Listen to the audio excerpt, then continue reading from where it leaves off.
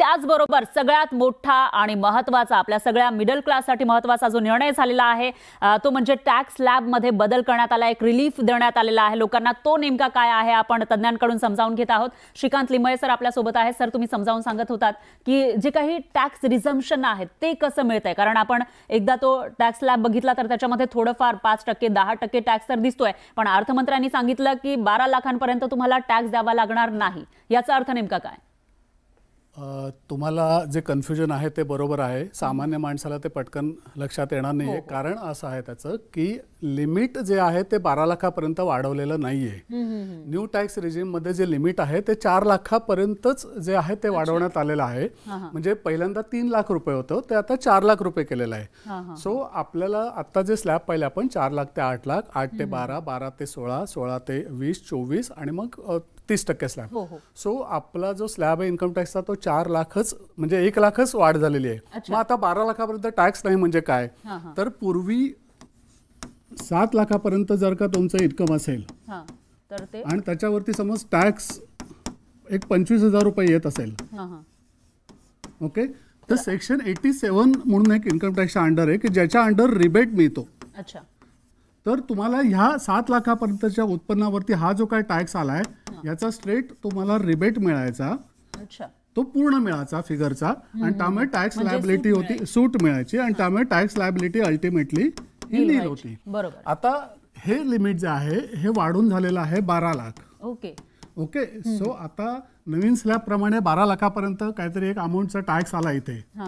तर ह्या सेक्शनच्या अंडर जे त्यांनी रिबेटचं लिमिट दिलेलं आहे ते it is as good as this amount. Okay. So तो टॅक्सची अमाऊंट हीच तुमची रिबेटची अमाऊंट येईल आणि इथे त्यामुळे परत टॅक्स जो येईल तो इथे नील येईल. म्हणजे एकूणच असं म्हणता येईल की सो मी थोडं करेक्ट करतो परत की टॅक्सचं लिमिट हे 12 लाख नाही वाढवलंय. अच्छा, इन्कमचं लिमिट त्यांनी 12 लाखापर्यंत वाढवून रिबेटचं लिमिट त्यांनी 12 लाखापर्यंत स्ट्रेच केलंय.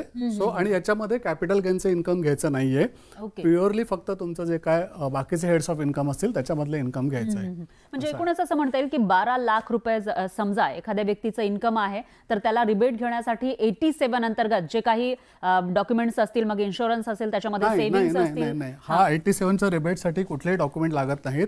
हा स्ट्रेट अवे रिबेट आहे. ओके, म्हणजे डॉक्युमेंटची गरज नाही. तुम्ही जे म्हणता ते सेक्शन 80C च्या अंडर आहे आणि ते न्यू स्कीम मध्ये डिडक्शन मिळतच नाही. ओके. आपल्याकडे आता प्रचलित 2 प्रकारच्या टॅक्स सिस्टीम आहेत, एक ओल्ड टॅक्स रिजिम आणि एक new tax regime. Old tax regime मध्ये तुम्ही अंडर सेक्शन 80C च्या अंडर जसं पूर्वी LIC, housing loan principal amount, NSC याच्यामध्ये PF, PPF याच्यामध्ये जर काही इन्व्हेस्टमेंट केली तर डिडक्शन मिळायचं. तसं आता डिडक्शन न्यू स्कीममध्ये मिळतच नाही.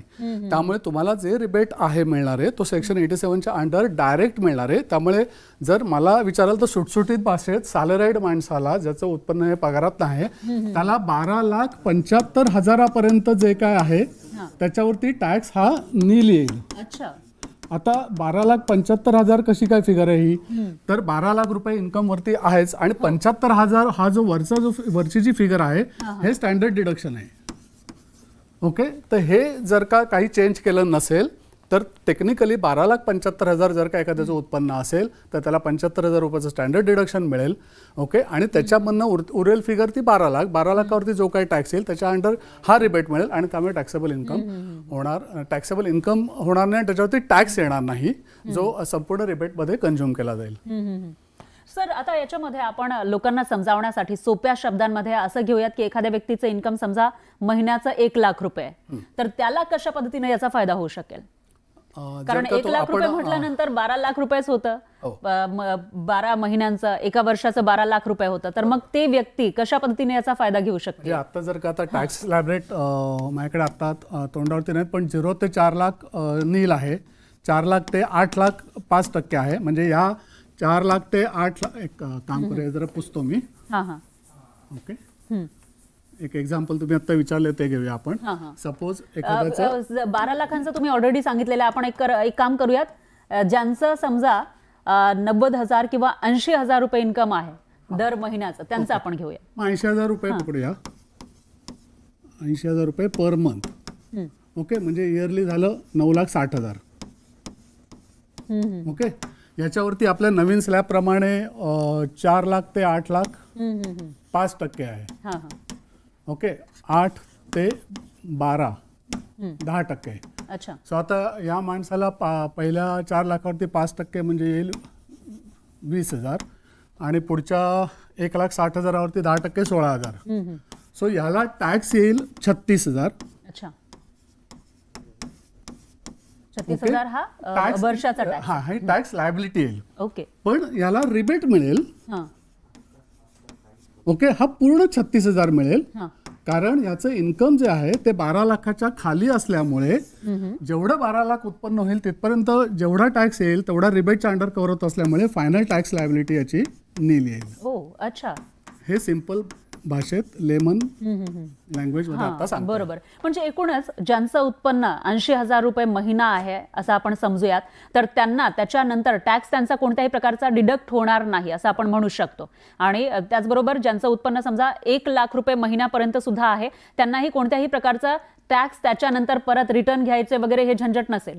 रिफंड हा प्रकार येणार नाही. पण त्याचं जर का अदर इन्कम म्हणजे हे आपण फक्त जर का सॅलरी बद्दल बोलत असू तर 1 लाख रुपये सॅलरी, पण त्याचं जर का अदर काही उत्पन्न असेल. मग अदर इन्कम ज्यांचं असेल त्यांच्यासाठी नेमकं याचा फायदा कसा होऊ शकेल किंवा त्याच्यामध्ये काही एक्स्ट्रा टॅक्स लागू शकेल? त्याच्यामध्ये फायदा नाही होणार, त्याच्यामध्ये टॅक्स भरायला येईल.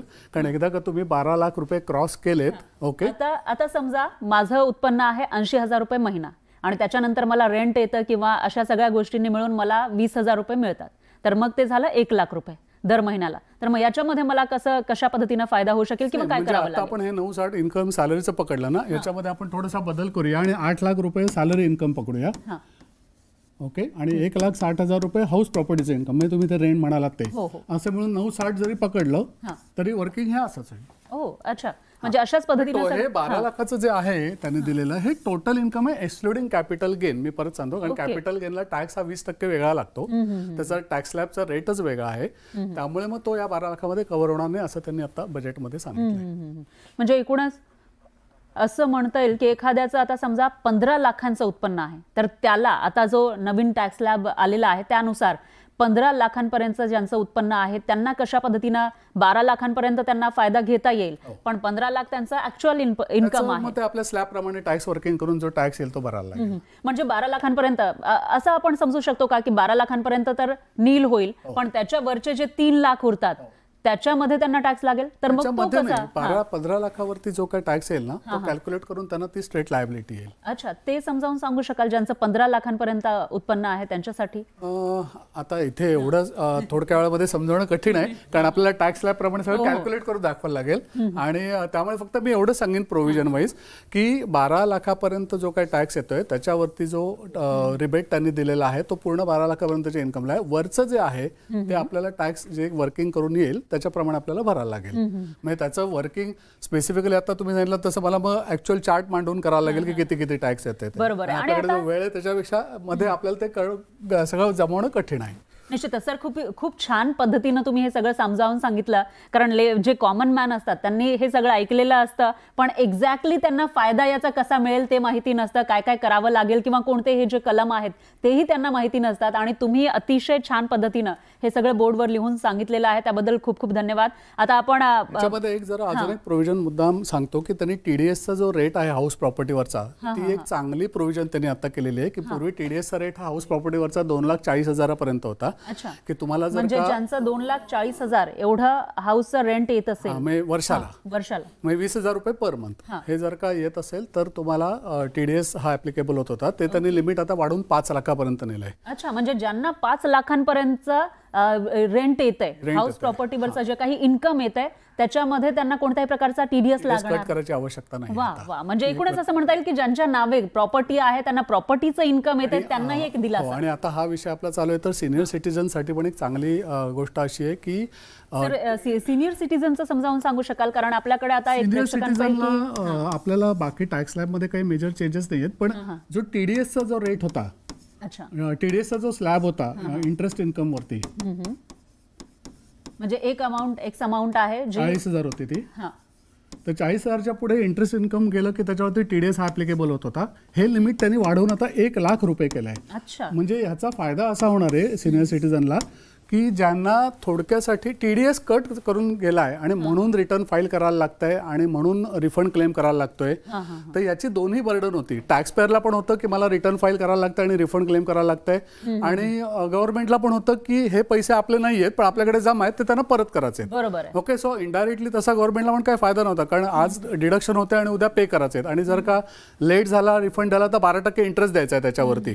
सो ह्या बॅकग्राऊंडवरती 1 लाख लिमिट आहे, वेलकम आहे. आणि आताचे जर स्लॅब रेट बघितले, टॅक्स आपले इंटरेस्ट रेट बघितले तर साधारण 7 ते 8% दरम्यान सगळे आहेत. आणि जे ज्येष्ठ नागरिक आहेत त्यांना 10 पर्यंतही मिळतं. हा, म्हणजे नाही तरी पण 8 ते 10च्या मध्येच आहे, म्हणजे एवढा हँडसम 10% अजून तरी फार दिसत नाही. पण म्हणजे याचा अर्थ आता तुमचं जरी तुमच्या अगदी 70-75 लाखाच्या जरी एवढी त्याच्यामध्ये असतील तुमच्या, आणि त्याच्यावरती तुम्हाला जो काही टॅक्स येईल 7.5 ते 10 लाखाच्या, आणि त्याच्यावरती 10% तुम्ही म्हणालात तसं पकडलं तरी 75,000.